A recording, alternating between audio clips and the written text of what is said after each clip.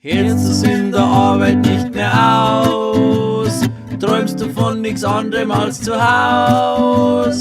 Willst du dich am liebsten nur beschweren? Da musst die Strudelberger Efi-Show hören.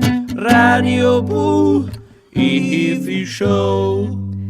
Ja, servus, heute mal wieder ganz ungewohnt um 18 Uhr, beziehungsweise falls ihr uns am Samstag hört, noch ungewohnter am Samstag, denn wir haben ganz besondere Gäste heute. Ihr habt den Namen bestimmt schon ganz oft gehört in letzter Zeit. Sie begleiten uns nämlich bei unserer Bu-Bühnentour, bei der Labrasbanda Bierzelttour, und zwar Oberlandler. Das ist eine sehr, sehr coole Marke mit unglaublich lustigen und coolen Shirts und keiner Heimattümelei, sondern einfach authentische, coole Bayern, die sind halt da. Der Fabio und die Carola. Wir werden die Stunde ein bisschen erfahren, wie es überhaupt dazu gekommen ist, dass sie diese Marke gegründet haben, was ihr genau macht. Und natürlich hören wir auch Musik, die ihr mitgebracht habt. Und Fabio, du hast jetzt gleich den ersten Titel ansagen. Wir haben uns gedacht, wir steigen ein mit ein bisschen Action. Ja, jetzt kommt von Sissy Top, Gimme All Your Lovin'.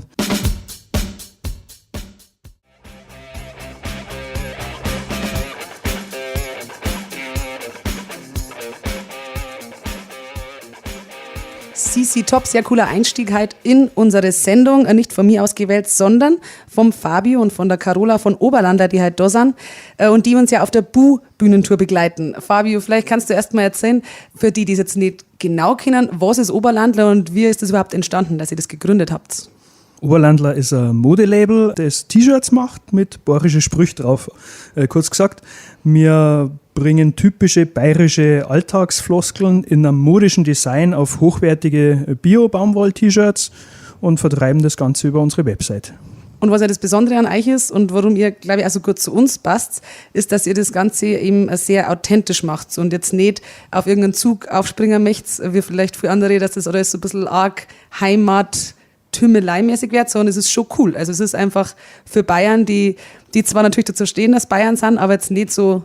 Ja, das ist richtig. Also wir vermeiden Kitsch und wir vermeiden auch Klischeebilder. Also wir wollen nicht diese typischen bayerischen Stereotype bedienen, da mit Weißwurst, Bierkriegel, Brezen, sondern wir orientieren uns eher so am allgemeinen modischen Zeitgeist und bringen da halt die bayerische Sprache ins Spiel, gestalten aber unabhängig von der bayerischen Bildsprache. Wie lange gibt es Oberlandler schon? Seit 2012 sind wir auf dem Markt. Mit der Arbeit haben wir 2011 angefangen. Und jetzt seid ihr ja ein Paar. Wie heißt es dazu gekommen, auch machen wir mal T-Shirt-Marken? Was habt ihr vorher gemacht oder wart ihr immer schon in dem Bereich tätig? Vielleicht war das die Carola? Ja, also ich bin Kommunikationsdesignerin und habe vorher für Kunden Logos und so weiter gestaltet, mache ich ja immer noch, aber Oberlandler war halt jetzt eine schöne Möglichkeit, einzelne Shirts und das Design so weit zu verbreiten und das hat sich so entwickelt. Also die Idee hat der Fabio gehabt mit die Shirts und dann haben wir einfach angefangen und ich habe entworfen und die Designs gemacht. Genau, du machst eigentlich wahnsinnig viel im Hintergrund natürlich. Also diese ganzen Sprüche, die gesetzt sind, die Schriften, die Designs, das machst alles du. Genau, das mache alles ich. Mhm. Wo holst du dir da Inspirationen? Also wie kommst du immer nur auf was Neues? Weil ihr habt ja wahnsinnig viel Sachen. Ja, die Frage ist eigentlich gar nicht, wie fällt mir was ein, sondern wie finde ich die Zeit, dass alles raus darf, was ich nur alles so für Ideen habe. Es sind viel mehr Ideen als Zeit letztlich. Es sind nur Ideen da. Jetzt hat der Oberlandler viel Shirts für Männer, aber natürlich auch für Frauen. Weil früher haben ja schon sehr coole Sprüche oder coole Motive. Ihr habt ja zum Beispiel auch diesen Totenkopf, das natürlich auch euer Logo ist, der bei uns ja überall immer mit dabei ist auf Tour. Du schaust jetzt gar nicht so aus, jetzt darfst du unbedingt so Totenkopf-Geschichten machen. Ja, aber mit Totenkopf ist alles schöner. Schon, oder? Ja, es war schon immer ein modisches Accessoire, eigentlich schon sehr lang. Und wir finden es halt cool, wir mengen unseren Oberlandler-Schädel. Ich habe es vorher vielleicht am Anfang kurz gesagt, vielleicht auch nicht, aber ihr heißt Cinelli. Also ihr habt so einen schön italienisch klingenden Namen. Das ist jetzt auch nicht so typisch bayerisch oder wahrscheinlich auch nicht typisch oberlandlerisch, oder? Na, sicher nicht. Das kommt einfach daher, weil ich italienische Wurzeln habe. Mein Papa kommt aus Italien. Ich selber bin in München geboren und aufgewachsen. Meine Mama ist Münchnerin, also in meiner Brust schlagen quasi 2 Herzen, das Italienische und das Bayerische. Du sprichst also auch fließend Italienisch dann? Fließend nicht, weil ich eben nicht in Italien aufgewachsen bin und meine Eltern es für besser befunden haben, mich nicht zweisprachig großzuziehen. Schaut eigentlich. Ja, aus heutiger Sicht eine Fehlentscheidung, aber es ist so, aber ich spreche genug Italienisch, sage ich mal, dass ich durchkomme, wenn ich in Italien bin. Ich kann mich schon verständigen, dafür langt's. Und du verstehst vor allem, was sagen, das ist ja auch nicht unwichtig. Ja, also hinter meinem Rücken passiert nichts, ich krieg schon alles mit. Aber du hast nicht vor, demnächst mal italienische Sprüche auf Shirts zum Drucker. Zumindest nicht unter dem Namen Oberlandler. Also vielleicht gibt es noch andere Ideen, also schauen wir mal, was die Zukunft noch bringt. Man darf gespannt sein weiter. Ja, freilich. Voll cool, dass ihr uns auch bei der Bubine unterstützt. Werden wir gleich noch ein bisschen ratschen. Und ihr habt heute auch Musik dabei. Was hören wir als nächstes? Fabi, jetzt müssen wir wieder aussuchen. Ja, hören wir doch an Tom Jones als nächstes mit She's a Lady. Finde ich super, das passt jetzt eigentlich ganz gut, oder? Ja. Zu deiner Dame und Designerin. Klar.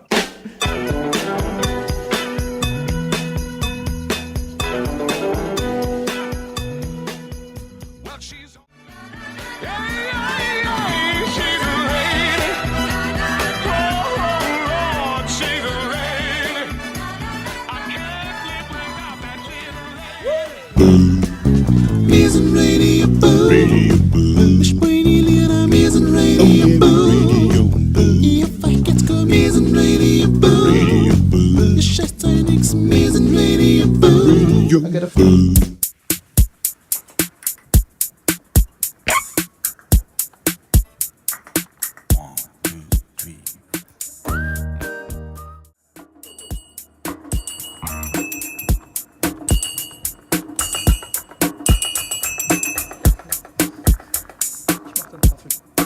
Triggerfinger mit ihrer Version von I Follow Rivers. Und das finde ich jetzt spannend, weil wir haben jetzt gerade schon ein bisschen geratscht, warum ihr das ausgesucht habt. Und man darf sich vielleicht denken, das hat man mal gehört, irgendwo gemütlich, in einer Bar oder so, aber du hast das ganz woanders gehört, Fabio. Ja, das erste Mal habe ich die Version von Triggerfinger gehört, da haben wir uns im Fernsehen einen Boxkampf angeschaut. Ich weiß nicht mehr von wem, ich glaube es war ein Klitschko-Kampf.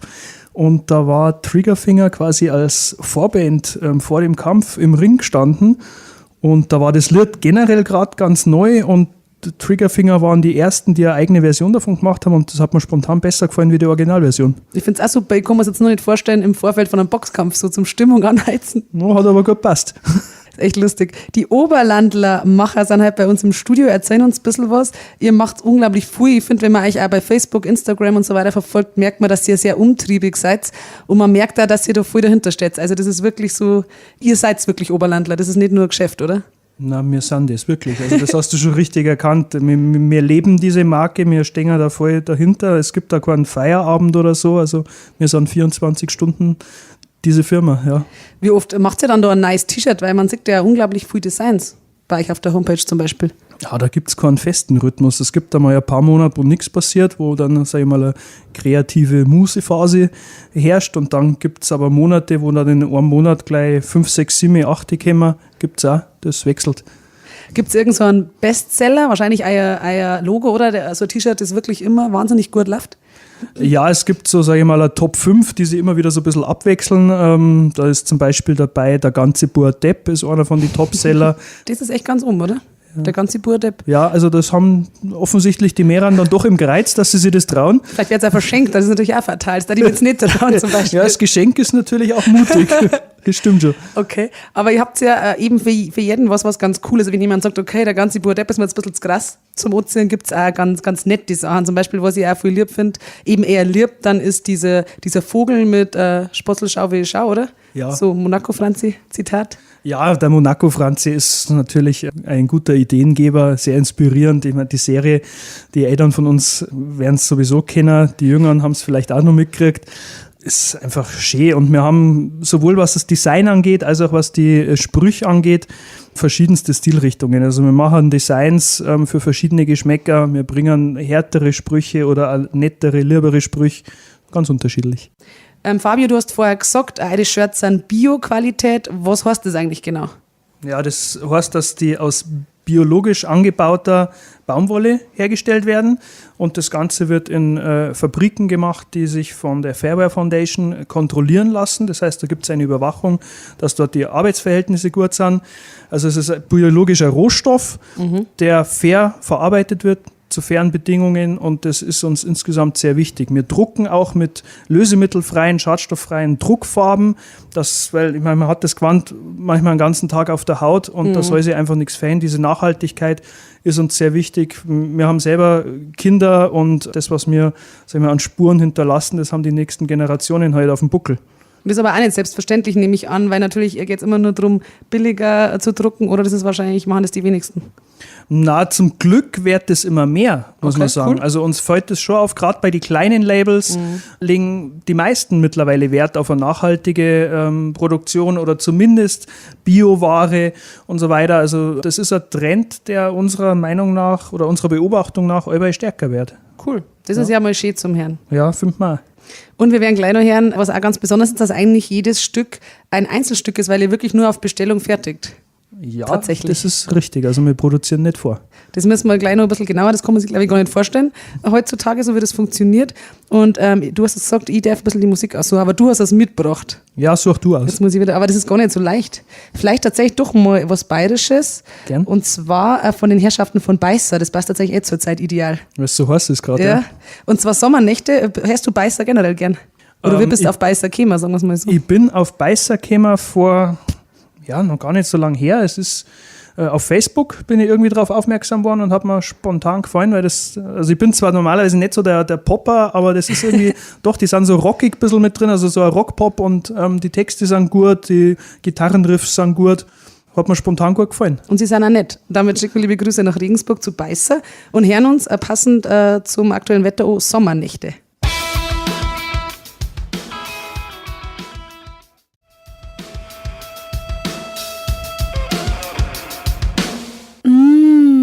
Radio Bu.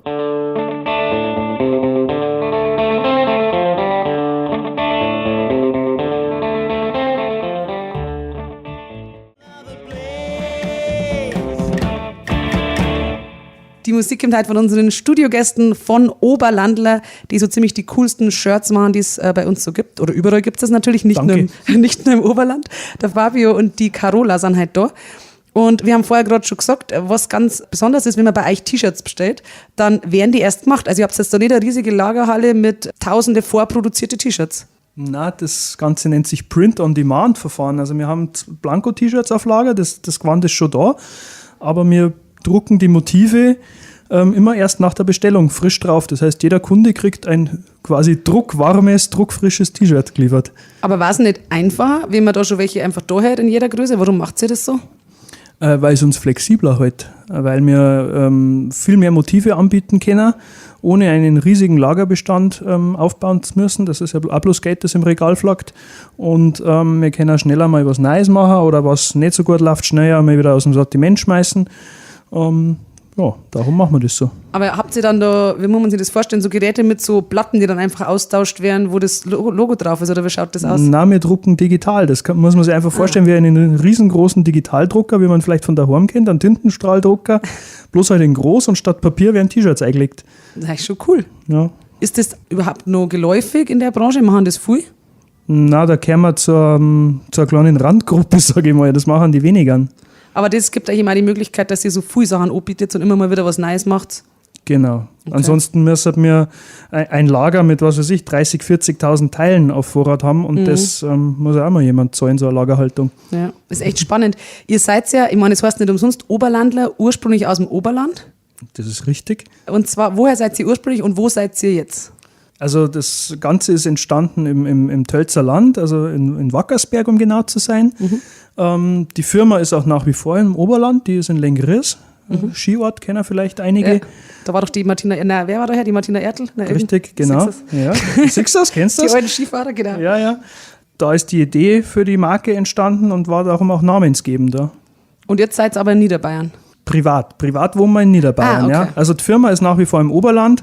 Wir haben da ganz tolle Mitarbeiter, die so das Alltagsgeschäft schmeißen, die eben drucken, verschicken und so weiter. Und unseren Part, also die ganze Kreativarbeit und die Social-Media-Arbeit und das alles, das machen wir von daheim aus, vom Homeoffice. Und das ist wahrscheinlich die Mehrarbeit, oder? Inzwischen schon. Social Media, kreativ. Ja, also ich sage einmal, zu wenig kann man nicht da. Und das Gute ist aber egal, wo wir sind oder wo ihr seid, jeder kann sich das Ganze anschauen und ordern im Internet natürlich. Und zwar habt ihr auch eine sehr besondere Internetadresse, was wieder gut zu uns passt, und zwar oberland.la. Ja, genau. Und warum habt ihr euch gedacht, komm, oder die war zu langweilig, so wie bei uns mit Rocks, oder? Nein, das hat halt gut gepasst, weil Oberlandler, also da haben wir halt einfach dann den Punkt vorm Wortende gesetzt. Aber sorgt das manchmal auch für Diskussionen, weil bei uns nämlich schon. Ja, doch, bei uns auch. Also es wird schon immer noch gefragt, warum, aber wir haben oberlandler.de haben wir schon auch. Genau, man kommt dann auch dahin. Geht auch. Aber ich finde es sehr lustig, es ist einfach was Besonderes. Oberlandler, heute bei uns zu Besuch, weil ihr ja unsere Buhbühne begleitet. Das heißt, ihr seid auch sehr große Musikliebhaber, denke ich mir mal. Merkt man jetzt auch an der Musikmischung. Und als nächstes haben wir jetzt eine Band, die vor kurzem in München war, und zwar Guns N' Roses. Hört ihr sowas dann auch beim T-Shirt drucken oder beim Designen? Ja klar, also die ganze Playlist haben wir natürlich oft, die wir jetzt mitgebracht haben. Also sehr gemischt auch alles. Ja, sehr gemischt, genau, je nach Laune. Sehr cool. Und wir hören jetzt den absoluten Klassiker, der aber auch beim Konzert wieder der Burner war. Sweet Child of Mine, wenn es einfach schon losgeht, ist der Wahnsinn. Guns N' Roses, immer wieder geil. Wir waren jetzt auch ganz begeistert im Buchstudio. Das ist echt so eine Nummer, die man immer hören kann. Auch wenn Oberlandler zu Besuch ist, und die Musikredaktion machen ja halt auch der Fabio und die Carola. Also ihr seid euch da musikalisch einig. Meistens schon, ja. Aber ganz ehrlich ist das nicht, ihr seid ein Paar, ihr macht die ganze Firma zusammen, ist das nicht manchmal anstrengend, oder weil ihr euch die Arbeit aufteilt, geht's? Nein, das ist nicht anstrengend. Also wir sind gern beieinander und wir ergänzen uns da auch sehr gut und inspirieren uns gegenseitig. Also das ist das Gegenteil von anstrengend, das ist unser Leben so. Und du machst ja die ganzen Designs, kriegst du dann manchmal Anregungen von ihm, oder machst das alles du und sagst ihm dann nur und er muss sagen ja oder nein? Beide Fälle gibt's. Also viel mache ich und der Fabio sagt dann, gefällt mir, oder hin und wieder sagt er, gefällt mir nicht. Also aber Gott sei Dank eher Seiten. Und manchmal überlegen wir auch miteinander. Und ihr fragt ja auch manchmal, was ich sehr cool finde, tatsächlich die Leute, was sie besser finden. Ab und zu bei euch bei Facebook kann man so abstimmen, welche Farbe ist jetzt da besser. Oder was war, letztes Mal war doch so die weibliche Version, oder? Von dem Schädel? Ja, genau, vom Schädel. Da habe ich in irgendeinem lustigen Moment die Oberlandlerin, also Freundin vom Schädel, entworfen. Das war eigentlich bloß eine Gaudi, aber dann hat es uns so gut gefallen und das haben wir dann auf Facebook gestellt. Ja. Und was hat man da entscheiden dürfen oder abstimmen?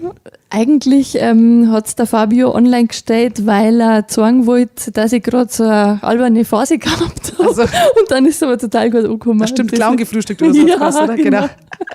Und jetzt wird es gedruckt. Ja, jetzt gibt es auf dem T-Shirt. Das kann man schon ordern. Wir haben ja schon gesagt, es gibt T-Shirts für Männer, für Frauen. Und ihr habt aber tatsächlich auch Sachen für die Zwergerl, für die Kleiner. Ja, gibt es auch ein paar Motive für die Kleinen, genau. Das heißt, da kann man so ein cool Kind auch schon ziemlich cool anziehen, mit diesem Schädel drauf zum Beispiel. Ja, selbstverständlich. Die wollen ja auch cool ausschauen, die Kleinen. Man muss aber jetzt auch sagen, euer Schädel ist halt auch sehr sympathisch, weil der hat ja so, es ist ja Edelweiß, was der im Mund hat. Genau, er grinst ja auch sehr charmant. Also Ja. er ist ja nicht, es ist ja kein böser Schädel. Ist Es nicht sehr, gruselig. sehr charmanter, freundlich. Er stenz irgendwie. Das, der Stenz, der Schädel, oder was? Ja. Müsst ihr euch echt mal anschauen. Auf Oberlandler sehr, sehr lustig. Und ihr habt immer wieder neue Sachen. Eben, ist denn im Moment noch was geplant, was jetzt so euer nächster Schachzug wird bei Oberlandler? Also das nächste Shirt, da haben wir auch auf Facebook gefragt, welche Farbversion am besten ankommt. Das ist, das ich jetzt heute auch habe, Irridiridi. Das ist natürlich nur für hartgesottene Sprachkenner. Irritiere ich dich, oder? Irritiere ich dich. Ich muss aber sagen, jetzt wo du es gesagt hast, habe ich es verstanden. Aber zum Lesen ist wirklich gar nicht so leicht. Ja, Ziel erreicht. Und das das darf irritieren. Und es hat so ein bisschen einen Dschungellook diesmal, oder? Was ist der Hintergrund? Oder Früchte? Ja, ich habe jetzt das mit den Früchtchen, wobei auf Facebook ist dann das Hawaii-Motiv vorne gelegen und wir werden ja natürlich auch das Hawaii-Motiv jetzt machen. Also da sind dann so Hibiskus ist dann da hinterlegt. Und es ist in schwarz. Ja, in dem Fall ist schwarz. Aber auch da habt ihr, weil man denkt ja im ersten Moment, das Oberlander-Logo ist ja so weiß auf schwarz, das knallt schon ganz schön rein. Aber ihr habt ja alle möglichen Farben, gell? Also wie gesagt, bei euch kann man alles Mögliche finden. Und die Oberlandlerin ist ja auch noch ein bisschen mit Pink, so pinke Zepferte. Genau, also es gibt wirklich für jeden Geschmack was. Es sind unterschiedlichste Shirts und Schnitte und Farben und die Motive sind total unterschiedlich. Also da findet erfahrungsgemäß auch jeder was. Und wir haben auch noch ganz ein besonderes Projekt. Vielleicht können wir da später auch noch was dazu sagen. Mal schauen. Jetzt hören wir aber noch mal was. Ich bin so gespannt, wie es weitergeht. Weil das ist ja auch der Wahnsinn. Jetzt haben wir also alles Mögliche schon gehabt. Und jetzt kommt Wu-Tang Clan. Fabio, ich muss echt sagen, du begeisterst mich. Du hast den Bu-Geschmack getroffen. Das freut mich, danke. Und was verbindest du mit Wu-Tang Clan? In meiner Jugend war ich so ein bisschen in der Hip-Hop-Szene unterwegs und der Wu-Tang Clan, das sind phänomenale Künstler. Also die haben einen Wortschatz und Reime, das gibt es in der Rap-Welt so kein zweites Mal. Das soll ich so unterschreiben. Und wir hören Gravel Pit. 1, 2, 1, 2. So check this out. It's the jump off right now. I want everybody to put your rope down, put your guns down, and report to the pit. As we go. Immer noch bei uns im Studio der Fabio und die Carola von Oberlandler, die uns ja bei der Bu-Bühne unterstützen. Dafür jetzt nur mal ganz offiziell vielen Dank. Wir freuen uns total, dass ihr da mit dabei seid. Wieso habt ihr da gesagt, ja, das finden wir super, da machen wir mit? Ja, weil das eine gute Sache ist. Also wir fördern gern Kulturprojekte, Bands, Musiker und Radio Bu findet man vom Konzept her super. Dadurch ist die Kooperation mit Labras Banda entstanden. Super Band, genau unsere Zielgruppe, sage ich einmal. Also die Labras Banda-Fans passen, sage ich mal, in unser Beuteschema vielleicht, wenn man so will.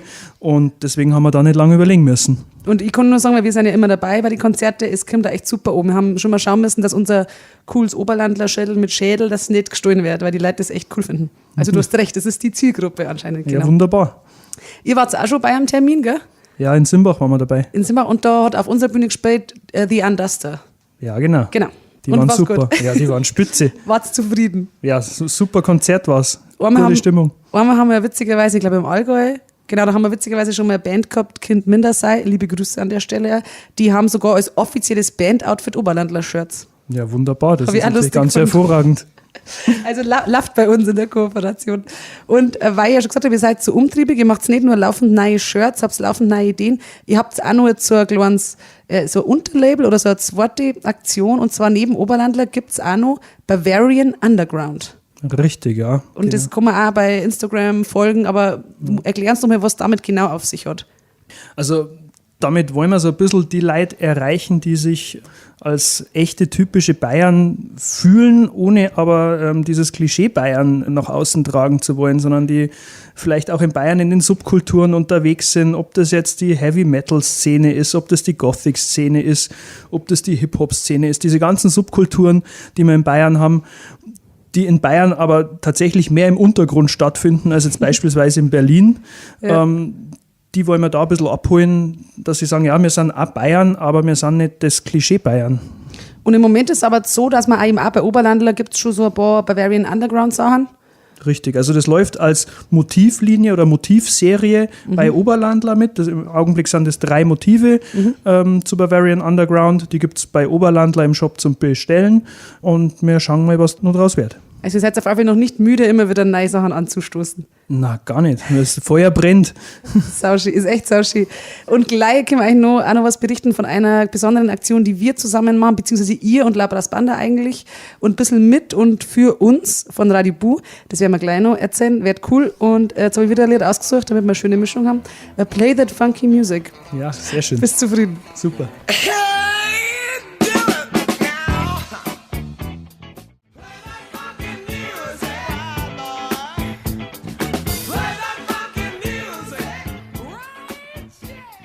So, jetzt geht schon wieder fast unsere Oberlandlerstunde zu Ende. Ewig geschaut, aber wir haben so viel coole Musik gehört, sehr schön gemischt, die der Fabio und die Carola mitgebracht haben.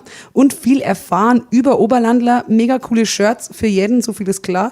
Definitiv cool bayerisch und nicht irgendwie so aufgesetzt bayerisch, finde ich, muss man immer wieder sagen. Es ist echt lässig, jeder zieht es gerne an. Wir sehen sie auch auf unserer Bierzeit-Tour, zum Beispiel der Sepp, der Security von Labras Banda, ist ein perfektes Oberlandler-T-Shirt-Model.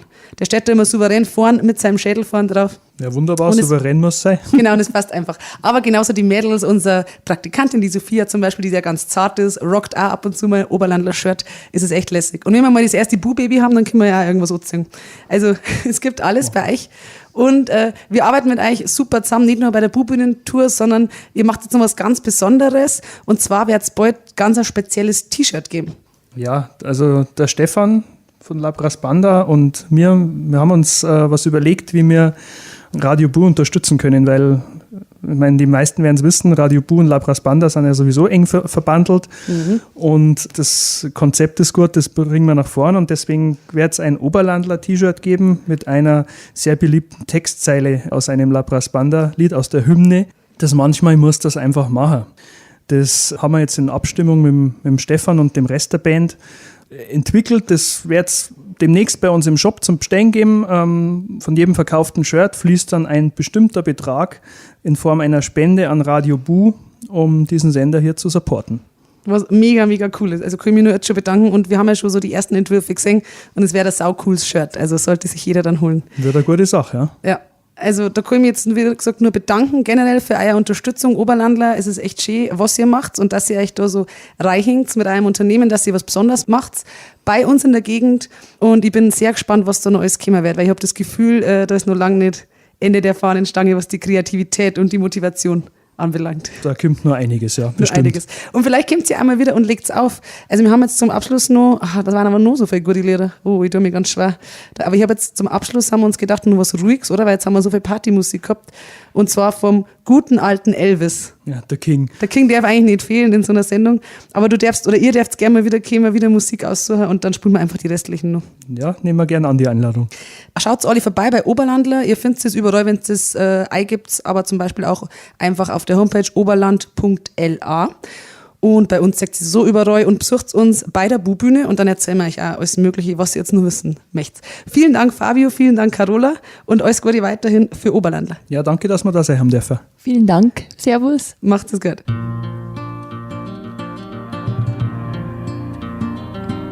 as the snow flies.